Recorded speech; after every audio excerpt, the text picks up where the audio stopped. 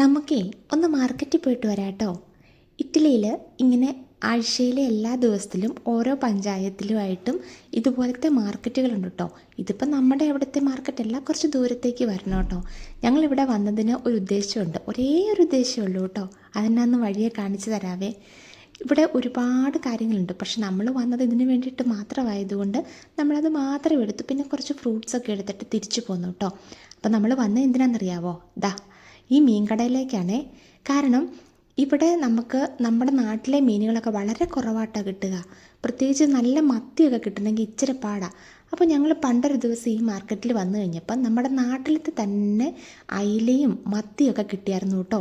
ഇന്നിപ്പോൾ വന്നപ്പോൾ ചെറിയ ഒഴുകിയുണ്ടായിരുന്നു, പക്ഷെ ഒത്തിരി കുഞ്ഞതായതുകൊണ്ട് ഞാൻ വാങ്ങിച്ചില്ല കേട്ടോ. കുറച്ച് മത്തി വാങ്ങിച്ചു. നല്ല അടിപൊളി നല്ല മത്തിയാണേ, നല്ല നെയ്യൊക്കെ ഉള്ളത്.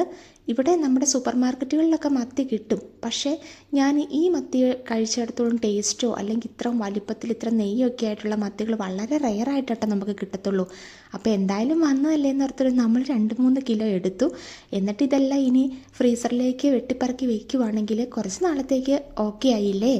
എനിക്കാണെങ്കിൽ ഉണ്ടല്ലോ, ചെറുപ്പത്തിൽ ഈ മത്തി കഴിക്കാൻ ഇഷ്ടമില്ലായിരുന്നു കേട്ടോ. ഞാൻ ഈ മത്തി കഴിച്ചാൽ ഛർദ്ദിക്കുമായിരുന്നു, പ്രത്യേകിച്ച് കറി വെച്ച് കഴിച്ചാൽ.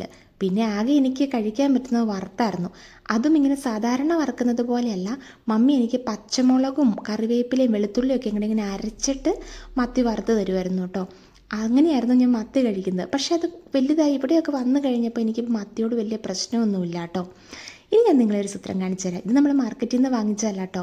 കണ്ടില്ലേ, നല്ല അടിപൊളി പച്ച മാങ്ങ. ഇത് നാട്ടിൽ നിന്ന് കൊണ്ടുവന്നതൊന്നുമല്ല, ഇതെനിക്ക് എൻ്റെ ഒരു ഫ്രണ്ട് കൊണ്ട് തന്നതാണ് കേട്ടോ. ഇതിവിടെ തന്നെ ഒരു ഫ്രൂട്ട്സ് ആൻഡ് വെജിറ്റബിൾ മാർക്കറ്റ് ഉണ്ട് കേട്ടോ, അതിന് വേണ്ടിയിട്ട് മാത്രമുള്ളത്. അവിടുന്ന് വാങ്ങിച്ചുകൊണ്ട് വന്നതാണേ. പിന്നെ അതിൻ്റെ കൂടെ എനിക്കൊരു സാധനം കിട്ടി, കണ്ടോ, വള്ളിപ്പയറാണേ. എന്നെ കോളേജിൽ വിളിച്ചുകൊണ്ടിരുന്ന പേരാ വള്ളിപ്പയർ. അതിപ്പോൾ എന്തിനാ ഞാനിവിടെ പറയണേ അല്ലേ. ഇത് അവർ വാങ്ങിച്ചതാണ് കേട്ടോ, പക്ഷേ ഞങ്ങൾക്ക് ഇഷ്ടമാണെന്ന് അറിഞ്ഞതുകൊണ്ട് കൊണ്ടു തന്നതാണ്.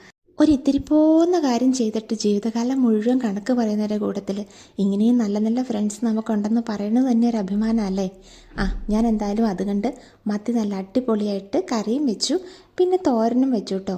അപ്പോൾ ഇന്നത്തെ കാര്യം കുശാലായി. ഇനിയിപ്പോൾ കുട്ടീസിന് ഉറക്കം കഴിഞ്ഞ് എഴുന്നേൽക്കുന്നിടം വരെ ഒന്ന് നോക്കിയിരിക്കുക. അത് കഴിയുമ്പോഴത്തേക്കും ഇതും പോയി കഴിക്കാമല്ലോ. പക്ഷേ വിശന്നിട്ട് വയറ്റിൽ കാറ്റ് കയറുക. എന്നാൽ പിന്നെ ശരി, പിന്നെ കാണാവേ.